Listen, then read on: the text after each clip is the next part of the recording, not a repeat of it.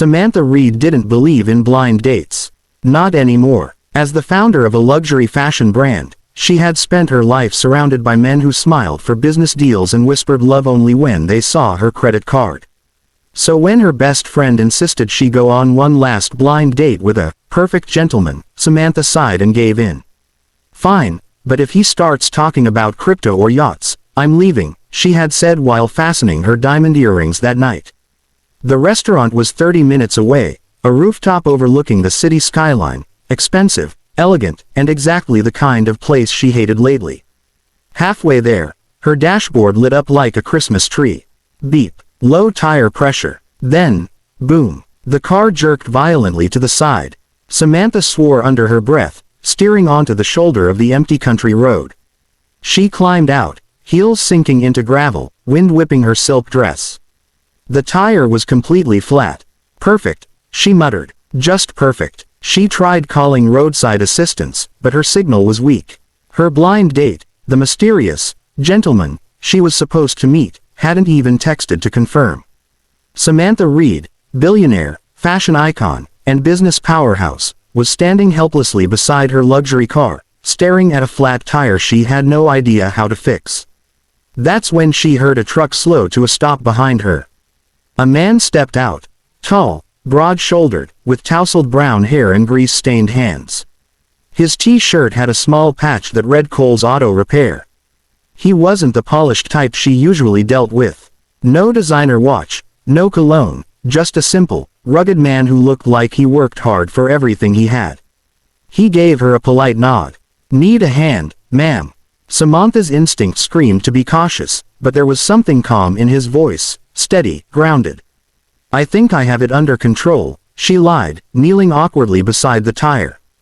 Her dress snagged on the rim, and she winced.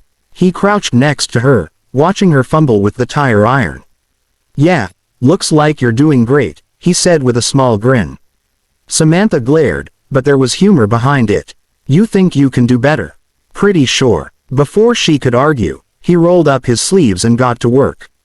Within minutes, he had the car lifted, the spare out, and the tire changed with practiced ease.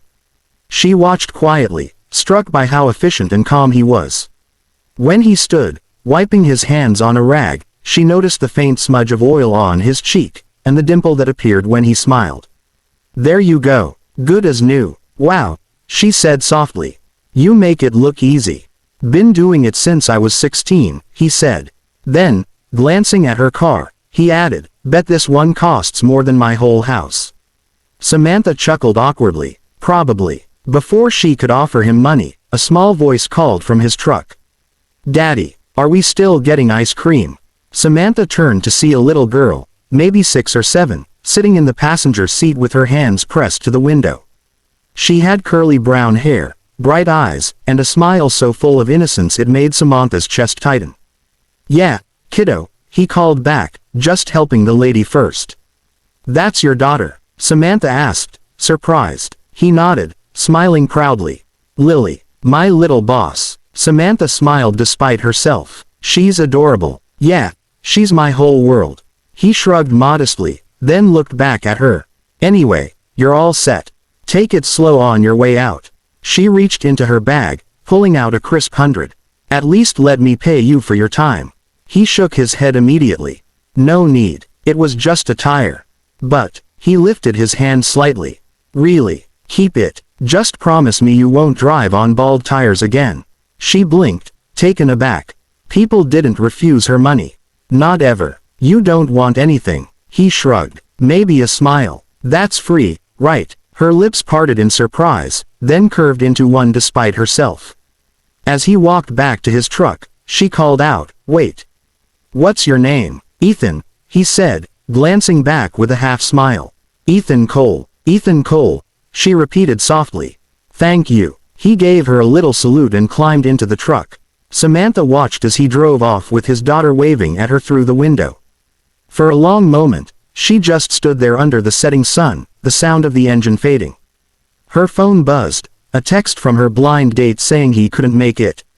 Samantha laughed under her breath. Figures. A week had passed since the night her tire went flat. Samantha Reed should have forgotten about it by now. She had meetings lined up, a new product launch, and a dozen deadlines, but her mind kept drifting back to that small-town mechanic with the kind eyes and his little girl waving from the truck window. Ethan Cole. Every time she drove past a repair shop or saw a father and daughter together, his image came to mind. The way he smiled without expectation, how he spoke with quiet confidence instead of charm. It was refreshing. One afternoon, after an especially stressful morning at work, Samantha made a decision that surprised even herself. Instead of heading back to her high-rise apartment, she found herself turning down the familiar road leading to Cole's auto repair. Her luxury car looked painfully out of place among the pickup trucks and dusty sedans lined up outside. She hesitated for a moment before stepping out, dressed in tailored slacks and heels that didn't belong anywhere near oil stains. Inside, she found Ethan beneath the hood of an old Chevy, humming to himself. His daughter, Lily, sat at a small table in the corner, coloring a picture of a dog with missing patches of fur. When she noticed Samantha, her face lit up. "Miss Tire Lady," Lily shouted. Samantha blinked, then laughed. "Miss Tire Lady, I guess that's me." Ethan straightened, bumping his head on the hood. "Ow, Lily, don't call her that," he said, rubbing the spot. But when he turned and saw Samantha, his irritation melted into surprise. "You again. I thought I'd bring my car in for a checkup," she said, feigning innocence.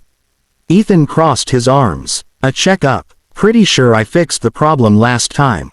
She shrugged, smiling. "Maybe I just wanted to make sure you didn't miss a spot."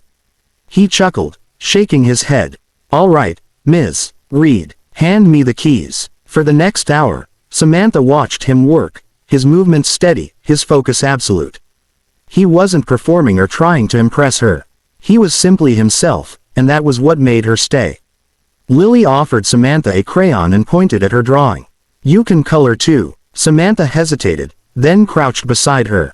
"Okay, but fair warning, I'm terrible at staying inside the lines."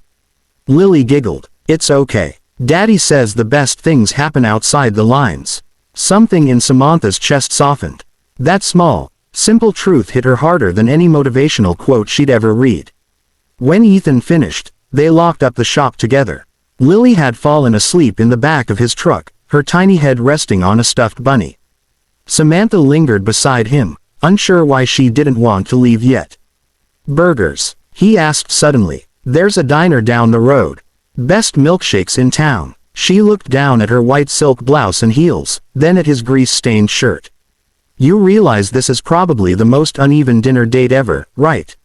He smirked. "I've been called worse. The diner was small, the kind of place with checkered floors and neon signs buzzing faintly.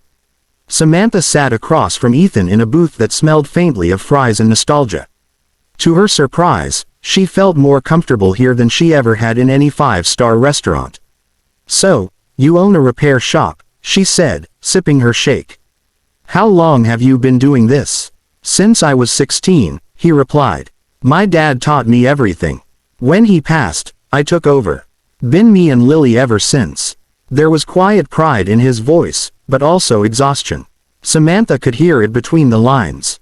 "And her mother?" she asked gently. He paused, eyes flicking down to his hands. "She left when Lily was 2. Said she wasn't ready to be a mom." Samantha's throat tightened. "I'm sorry." He shrugged. "Don't be. Lily's the best thing that ever happened to me." As the night wore on, they talked about everything and nothing. Childhood dreams, worst mistakes, favorite songs. Samantha laughed until her cheeks hurt, and Ethan looked at her like she was more than just the perfect image the world saw.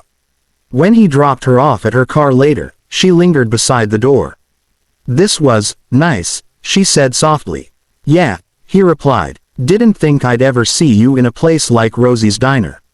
"Me neither," she admitted, smiling. "Maybe I've been in the wrong places all along." Over the next few weeks, Samantha found more excuses to visit the shop. Sometimes it was a rattle in the engine, sometimes just checking the air pressure. But everyone knew it wasn't about the car anymore. She brought Lily storybooks and sketchpads, and soon the little girl started calling her Miss Sam.